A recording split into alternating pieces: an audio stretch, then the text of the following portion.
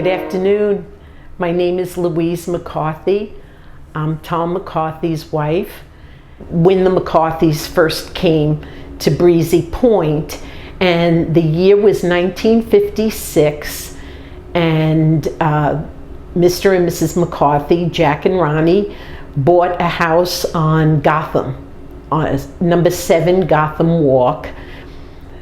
They loved that house, and it brought them to many other homes, to their eventual permanent home at 103 220th Street.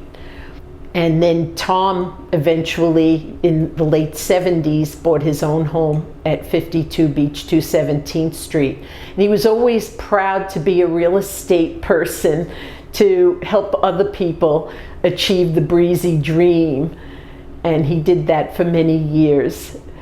And it was also good because he was close to his mom. And needless to say, he loved her very much, and he was able to be present to help her as she grew older. And when I first moved down here, people asked my husband, what is she going to do down in that place? Right. Which we used to call Sand Dune 9. Right. And he said she has a radio, a TV, a car, and a telephone. And what else does she need? People. But the first anniversary party we had here, one couple came in with their hair standing on end and saying, your prize is down on the beach. John Brown. Yes. Said, yep.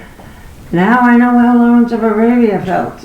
Among all the dunes. They had fan in their mouth. It was January, so Right, it's cold. bad weather. But many good time we had. Yeah.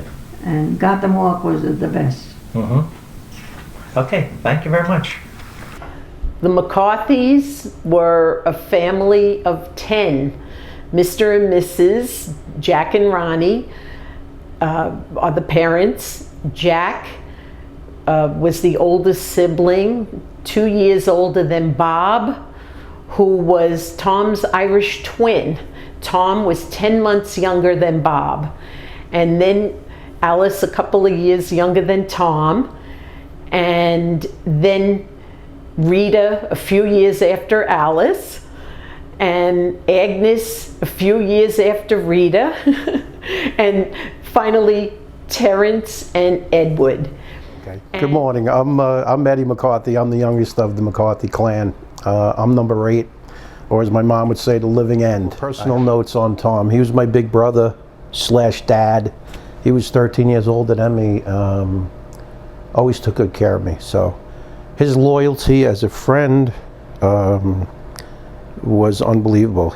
My meeting of Thom, I knew who he was from the summers at Kennedy's, but in 1985 I was walking in parking lot number 2, and he came along, always his cheerful self, and offered to clean my chimney at my dad's house on Irving Walk.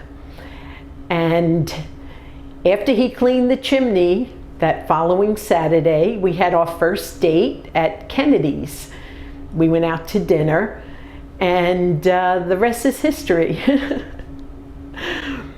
Our favorite times down here were really spent walking, talking, bike riding, going in the ocean, all those beautiful things. I can remember seeing the snowy owl down by the jetty one year.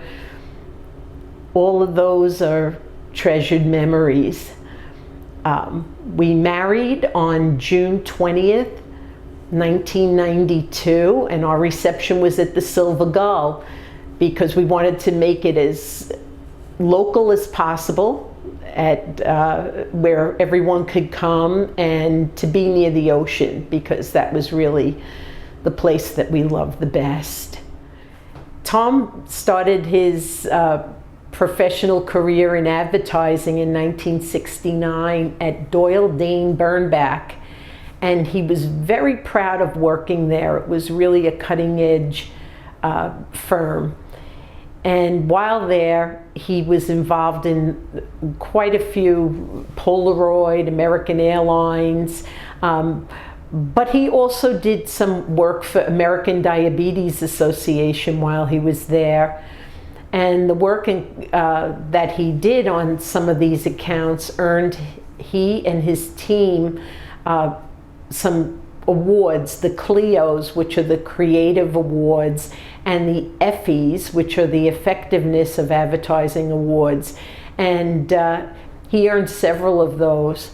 But he never forgot trying to get other people involved. So while he was working at Doyle Dane Bernbach, he also taught a couple of classes at the School of Visual Arts in Manhattan, trying to get the young people involved.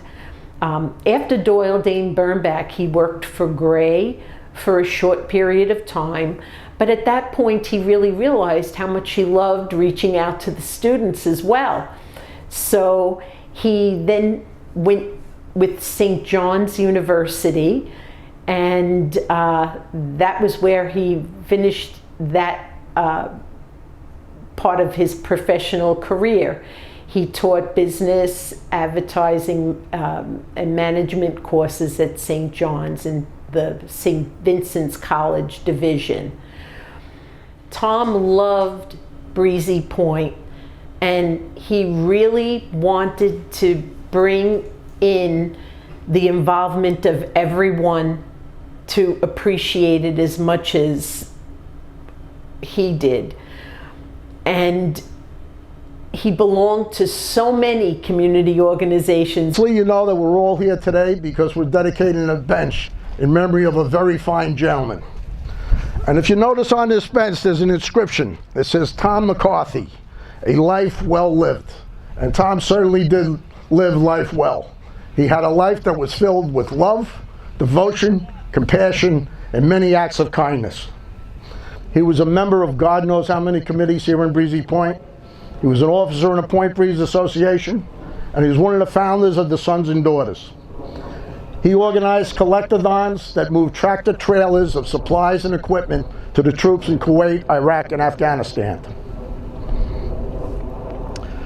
On his annual night after Thanksgiving fundraisers, he raised money for Christmas toys for children of deployed troops. He raised money to build a house for the handicapped for Brendan Morocco, who was the first quadruple amputee from the Gulf War. He was a member of the AOH, helped organize and run the Irish Fair. He was active in the Historical Society.